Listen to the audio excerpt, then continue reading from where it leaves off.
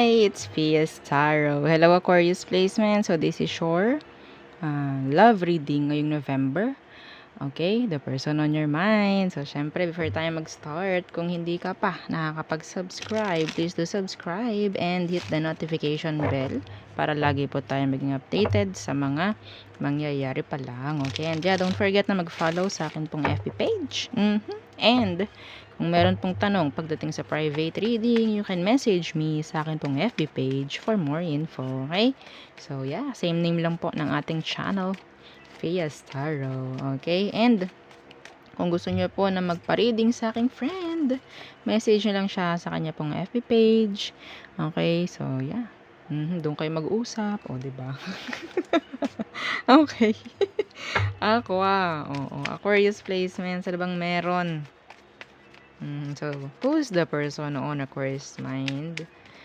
Tingnan natin anong meron sa kanya. The Two of Swords in reverse and the Ace of Pentacles in reverse. So, I think hindi ito gumagawa ng plano. Okay? Hindi ito nag-offer ng sabihin nating long term, sabihin nating seryoso na relasyon. Okay? Para kayong nasa open label. Para kayong nasa open label nito. Oo. Kulang. Parang ganyan. May kulang sa sitwasyon.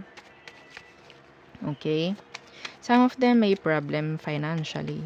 Hindi yun para sa lahat. Okay? May problema sila sa finances. Some of them, nandyan sila every time na mayroon lang kailangan. Okay? So, tingnan natin. Ano ba ang situation nyo ngayon? Yeah, the Four of Cups. And the Nine of Cups. Anong problema ng taong to? Aqua, water sign. Okay, water sign na nandito. Situation is, gusto ka. Okay, gusto ka pero masyadong mag-overthink. Cancer, Scorpio, Pisces. Masyadong mag-overthink to. Some of them, pwedeng, ang isang dahilan is yung pagiging, sabihin nating walang ganito. O yung stability nila. Hindi pa niya kayang mag-offer. Hindi pa niya kayang mag-offer sa'yo ng kung ano man na kailangan niyang i-offer. Some of you yung magandang relasyon. Okay? So, gusto nga niya kaso nga lang nag-overthink ito. Ano mangyayari doon? Sabotahe ang nakikita ko dito. Kaya hindi makapag-offer. Okay. Ano bang emosyon niya pagdating sa'yo, Aqua? The Strength in reverse, yeah. And Death. Oo. Siya mismo ang pumapatay, oo, sa kanyang emosyon pagdating sa'yo. Siya mismo yung parang gumagawa ng dahilan para hindi mag-bloom. Oo, para hindi lumago yung kanyang emosyon para sa'yo. Yan, gusto ka nito. Gusto ka nito. I don't know, bakit siya ganyan? So, yun nga, pwedeng isang dahilan dun is yung stability niya. Ganyan. Okay? Wala pa siyang kaya. Mga ganyan. Wala pa akong kayang iharap sa'yo. Wala pa akong mukhang iharap. Mga ganyan. Keme. Okay? So, pwedeng Scorpio, Leo, Seer. So, ano bang meron pagdating sa emotion mo, Aqua? The King of Wands. The Queen of Cups. So, kaya pala, na-intimidate, I guess, this person. Na-intimidate sa'yo. Kung ikaw, yung taong sabihin nating napaka-confident mo, sabihin nating alam mo ang goals mo sa buhay, well, napapag-iwanan siya. Feeling niya, napapag-iwanan mo siya. Napapag-iwanan mo. Kinukumpara ka niya sa sarili niya. Or sabihin nating nahihiya itong taong to na ipaalam kung ano bang meron. Parang ganyan. Okay? Pwedeng hindi siya nagiging open rin. Pero ikaw open na open. Some of you, sabihin nating magkarelasyon kayo ngayon or magkasama pero walang label, like hindi kanya kayang bigyan ng label. Okay? So, ano bang next action ng taong to sa'yo? The Ace of Swords. Oh! Parang aso, malulong. Oh, the Three of Swords. Oh my goodness. Oh my gulay. Okay. So, nakakita ko rito na pwedeng may mga bibitawang salita 'to na pwedeng mag-cause ng pain, both parties. Okay, pain, both sides. Okay, I don't know, para itong, "Okey, ayoko na nito. Okay, this is it, pansit." Oo, parang ayoko na, hindi ko kaya 'to, parang ganyan.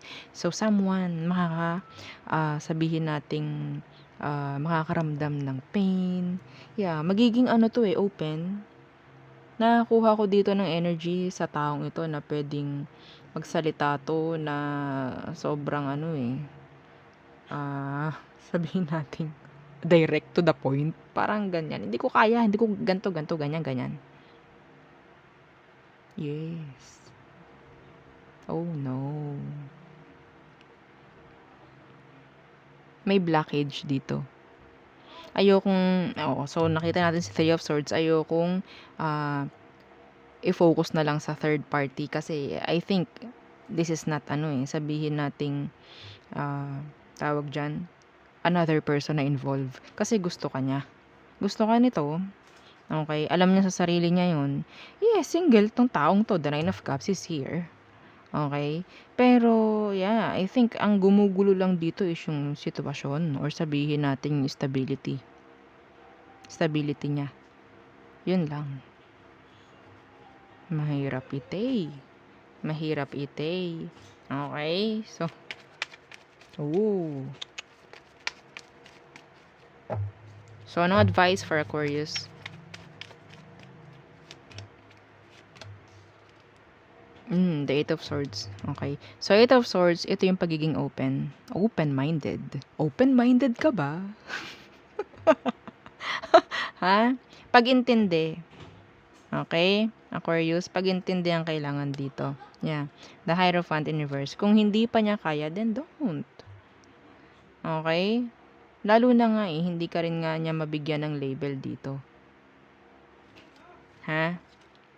Yeah. Hindi mo kailangan na maghintay dito. Okay? Kung sa tingin mo, meron pa siyang mga kailangang gawin sa buhay niya, hayaan mo. Ito yung pagbibigay ng space na sinasabi. Ito yung sabihin nating pagkakaroon ng malawak na pag-unawa sa sitwasyon. Okay, Aqua? Kasi hindi pwede yung iisipin lang din natin yung atin. Minsan. Okay? Kailangan din nating umintindi or intindihin yung mga nakapaligid sa atin. Okay? Kasi itong taong to, intention niya is maging okay naman kaso yun nga lang, may problem pa siya.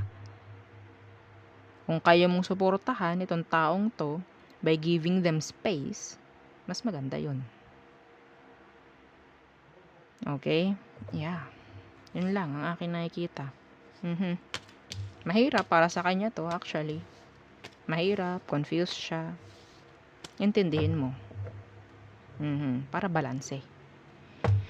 Okay? So, yeah, yun lamang ang aking nakikita. So, tayo tumungo na sa all signs. Oo. Okay? All signs. Okay. Aries. Okay, so hindi siya available or sabihin natin, inconsistent.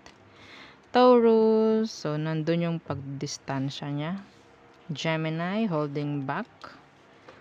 Okay. Cancer, attracted pagdating sa'yo. Leo, doesn't want any drama. Virgo, meron siyang gustong malaman sa'yo. Libra, some of them, hindi sila nagiging totoo pagdating sa'yo. Scorpio, meron siyang gustong gawin. Like, some of them gusto nang lumayas, umalis sa sitwasyon. Mga ganyan. Sagittarius, okay. So, kung may separation dito, ayaw nila nun. Still, the tower is burning, mga ganyan. Capricorn, so, I think, some of them, na merong emosyon, itong si Capricorn, pagdating sa'yo, romantic, okay? Aqua, communication, coming, okay, from this Aquarius. Pisces, no growth. Excuse me, no growth, no progress. Okay? So, yan ang nakikita ko para sa inyo, mga Aquarius placement. So, thank you. Bye.